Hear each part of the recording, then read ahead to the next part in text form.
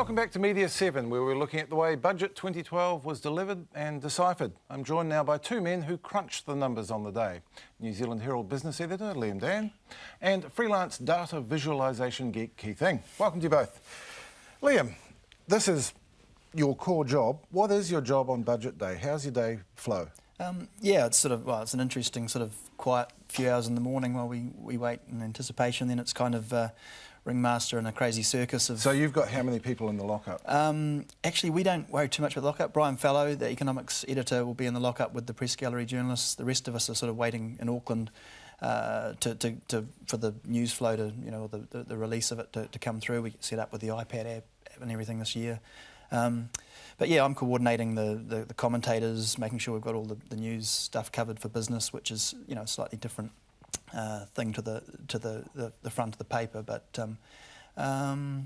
yeah, and trying to write something as well. So it is chaos. But basically, you can't really do much until 2 p.m. No, not really. Although in the case of this budget, we had a pretty good idea. So we're looking at this zero budget thing and looking for something to hang it on, because by the time you've got through to the business section, you want to read about something rather than nothing. So we were looking for what was there, even if in some cases it wasn't necessarily 100% new. Here's our chance to sort of talk in some detail about something that people may read that they might not otherwise read, I guess. Yeah. I guess in the era of websites and rolling news, there is quite a bit of time pressure on you to get something sensible up quickly. Yeah, well, literally our deadlines are that so 2 o'clock the speech, Bill English starts the speech, probably got all up about 4 hours before, but the copy has to start rolling from about 4:30. So some of our columnists will file very quickly. And then we've only got till about 7 at the latest to get the final copy through. So something like crunching the R&D numbers and finding out how much is actually new spending has to be done very quickly. And yeah, it's a challenge. I mean, that's what keeps it lively. Even and you've got extra pages set aside because these things are a big media event. So if there's not much in it, it doesn't make it any easier, really. Keith, you declared that the budget lockup this year was so boring that you wished you hadn't worn your good pants. Was it really that bad? It was, actually. And you know what? I think, now that I think about it, I think the iPad app had something to do with it. Usually what happened was that, everyone would sit around at the lockup with their screeds of paper everywhere and then flipping through several books and highlighting things and comparing notes. But this year, because all we got were the press releases, the app wasn't actually accessible to people inside the lockup, just like everyone else, until 2. All we had were these PDF files, so you had to open up like 30 PDF files inside your tiny little laptop that you brought with you inside. And so nobody really did that whole broad spectrum comparison thing. And I suspect that almost for that reason, a lot of the stories that came out of the lockups were exactly what were on the press releases. It was talking about those very specific programs. Was that by design, do you think? I'm not that cynical about it, but there was something which I was quite cynical about, which was the fiscal strategy model, the thing that actually talks about the debt track and about all the really important things that we talk about why we need the zero budget. That wasn't actually given to us along with everything else. I was a bit suspicious about that one. Liam, you mentioned the iPad app.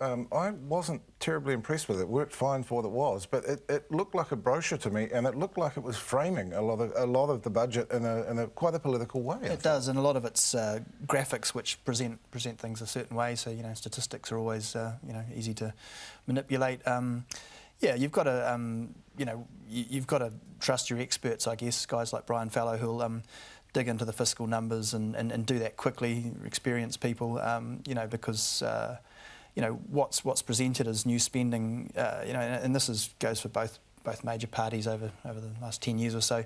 It's always presented as new spending. You dig down, and it's some of it isn't necessarily that new, and you have to get to the bottom of that quite quickly, I think. Keith, you did your own version of an interactive presentation, your budget visualisation, which I actually found really useful. What's happening here? Usually, when you're comparing budgets, you're usually just looking at broad categories. So, how much do we spend on health? How much do we spend on education? But because it's a zero budget, you tend not to see that much movement between categories, and you see a lot of reallocation of money within categories. And so, what this visualization shows is the breaking down of all the cuts and all the increases, and then looking at them side by side, and then allowing you to drill down so that you can actually see what makes up the components of these cuts and increases. The caveat that I have on it is that budgets plan for 4 or 5 years ahead, but the budget numbers only show you one particular year, so it only shows you 1 year forward. So we still don't really have that full view of what's going on, what has changed in that budget. We only have a very small window. And this is possible because Treasury was willing to make available the data in structured form for you. Yeah, so it was with the help of Nat Talkington, part of the Open Government movement. We talked to Treasury and said, hey, so after doing the budget visualization last year, we talked to Treasury and said, hey, we actually would like you to put in more data, put in full descriptions of all these spending lines, and they did, and it was works like a charm. Liam, if Keith can do this on his own, why can't the big guys?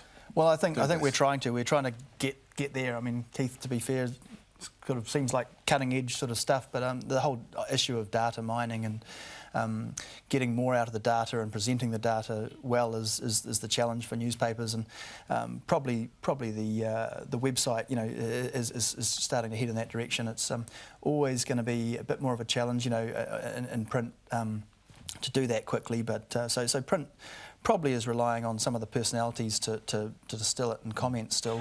You had a column in which you looked at the idea of the constant comparisons to the disastrous Greek economy. I wonder how relevant they are. Our public debt is nothing like theirs. No, and certainly I wouldn't claim that we're anything like Greece, and I don't even think this was an austerity budget, really.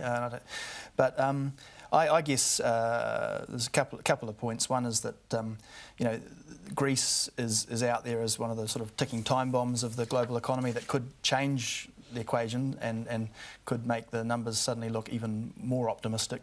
The other thing is everything tends to be, you know, the entire economic debate in the world right now is pitched around the debate we're seeing in Europe. So stimulus versus austerity, how much of one, how much of the other.